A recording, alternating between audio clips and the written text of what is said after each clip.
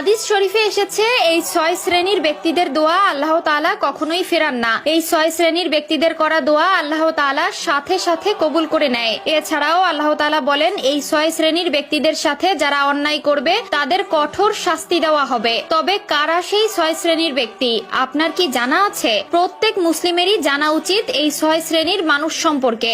আপনি যদি একজন মুসলিম হন তবে অবশ্যই ভিডিওটি সম্পূর্ণ দেখবেন, কারণ এই 6 শ্রেণীর ব্যক্তিদের কোনো উপকারে যদি আপনি আসতে পারেন তাহলেও আপনি আল্লাহর প্রিয় বান্দা হতে পারবেন। তো চলুন ভিডিওটি শুরু করা যাক। তবে ভিডিওটি শুরু করার আগে আমি আপনাদের কাছে ছোট্ট একটি বিষয় জানতে চাই যে আপনি কি চান আল্লাহ তাআলা আপনার উপর সন্তুষ্টি হোক? যদি মনে প্রাণে চেয়ে থাকেন তবে অবশ্যই কমেন্টে একবার আলহামদুলিল্লাহ বলবেন এবং ভিডিওটি শেয়ার করার মাধ্যমে ছড়িয়ে দিবেন। তো সেই 6 শ্রেণীর ব্যক্তিদের মধ্যে প্রথম শ্রেণীর ব্যক্তি হলো তারা যারা অসুস্থ, অর্থাৎ অসুস্থ ব্যক্তি।